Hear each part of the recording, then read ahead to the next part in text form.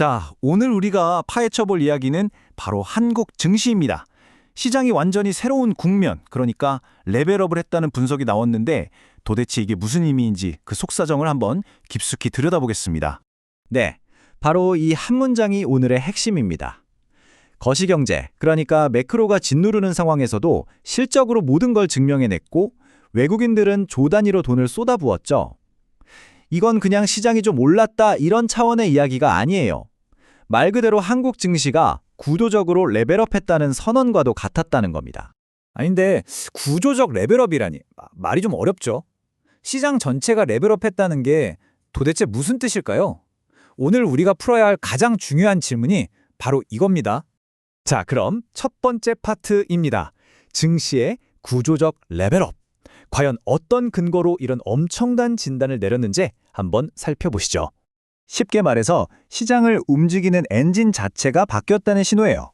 예전에는 앞으로 좋아지겠지 하는 막연한 기대감이나 유동성, 이런 걸로 움직였다면 이제는 이것 봐!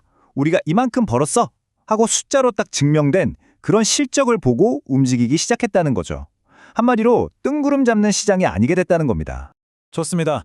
그럼 백문이 불여일견이죠. 말로만 할 게 아니라 실제 숫자들이 어떻게 이 이야기를 증명하는지 한번 뜯어보겠습니다.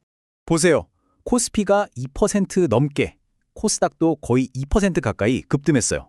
와, 이건 특정 종목 몇 개가 오른 수준이 아니라 시장 전체에 아주 강력한 매수세가 들어왔다는 걸 그대로 보여주는 숫자입니다. 그리고 이 랠리를 만든 주역, 바로 이 숫자입니다. 2조 5천억 원. 이게 다름 아닌 외국인하고 기관이 하루 만에 순매수한 금액이에요. 어마어마하죠? 이 돈이 바로 시장을 강하게 밀어올린 로켓 연료였던 셈입니다. 자, 여기서 아주 흥미로운 그림이 그려집니다. 외국인과 기관, 우리가 흔히 스마트머니라고 부르는 쪽은 이렇게 압도적으로 사들였는데 반대로 개인 투자자들은 대규모로 차익 실현에 나섰어요. 그러니까 판 거죠. 전형적으로 큰 손들이 들어오고 개인들은 파는 그런 장세가 펼쳐진 겁니다. 아니 근데 외국인들이 왜 이렇게 갑자기 미친 듯이 사들였을까요? 결정적인 계기가 있었습니다. 바로 원달러 환율이에요. 환율이 뚝 떨어지면서 안정세를 찾으니까 이걸 신호탄으로 외국계 패시브 자금, 그러니까 시장 지수를 따라 움직이는 큰 돈들이 한국 기술주로 물밀듯이 들어올 수 있는 길이 확 열려버린 거죠. 자, 그럼 시장 전체를 끌어올린 이 랠리에서 과연 어떤 종목들이 주인공, 그러니까 스타 플레이어 역할을 했는지 한번 자세히 들여다보겠습니다. 차트를 딱 보시면 답이 바로 나오죠. 이날의 주인공은 단연 SK 하이닉스였습니다. 무려 5.73%나 급등했어요. 삼성전자나 네이버랑 비교해봐도 정말 압도적인 퍼포먼스였습니다.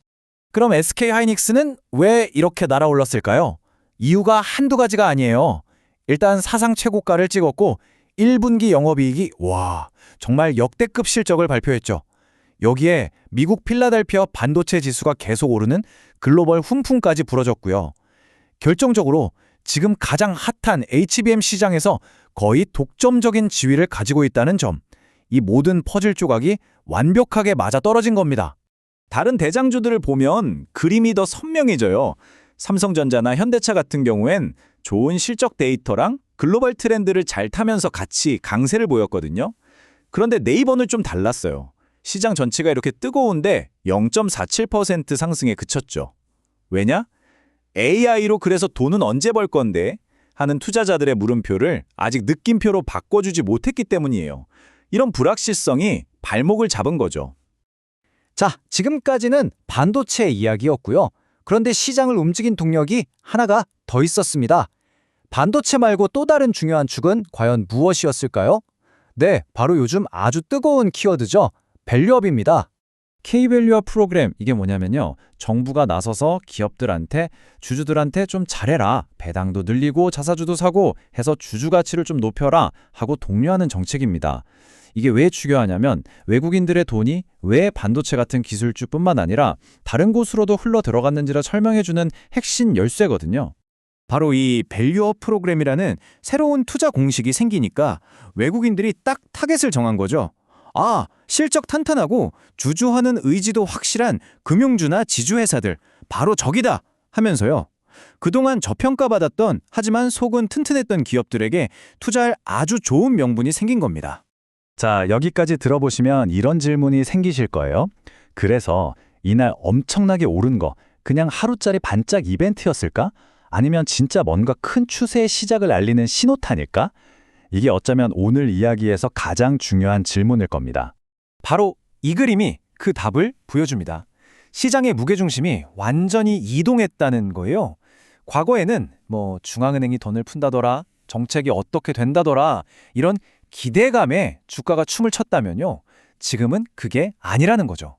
그래서 실적이 얼만데 주주들한테는 얼마나 돌려주는데 하는 손에 잡히는 실적과 주주와는 바로 이 두 가지가 시장을 이끄는 핵심 동력이 됐다는 겁니다. 엄청난 변화죠. 그리고 여기서 정말 중요한 포인트가 뭐냐면요. 환율이 아직 불안정한, 그러니까 투자하기에 썩 좋은 환경은 아니었단 말이에요. 그럼에도 불구하고 글로벌 스마트 머니가 SK하이닉스의 실적 같은 딱 떨어지는 객관적인 데이터가 나오자마자 바로 반응했다는 점입니다. 이건 투기적인 시장이 아니라 진짜 기업의 펀더멘털, 즉 기초 체력을 보고 움직이는 성숙한 시장으로 가고 있다는 아주 강력한 신호인 거죠. 그래서 결론은 이겁니다. 이 모든 현상은 그냥 하루 이틀 시끄럽다마는 소음이 아니라는 거예요. 이건 오히려 중장기적인 추세가 시작됐다는 걸 확인시켜주는 아주 논리적이고 긍정적인 확증이라는 거죠. 자, 그럼 오늘 이야기에서 우리가 꼭 기억해야 할 가장 큰 시사점은 뭘까요? 바로 이겁니다. 한국 시장이 드디어, 정말 드디어 기업의 진짜 성과에 제대로 보상해주는 시장으로 중대한 변화의 조짐을 보이고 있다는 것. 정말 중요한 변화입니다. 그렇다면 마지막으로 이 질문을 던져보면서 마무리하겠습니다. 이렇게 실적이 시장을 이끌고 또 주주 가치를 중요하게 생각하는 문화가 자리 잡는다면 과연 이것이 마침내 한국 증시의 미래를 완전히 새롭게 재편할 수 있을까요? 이 질문에 대한 답을 앞으로 시장이 어떻게 써내려갈지 우리 모두가 지켜봐야 할 것 같습니다.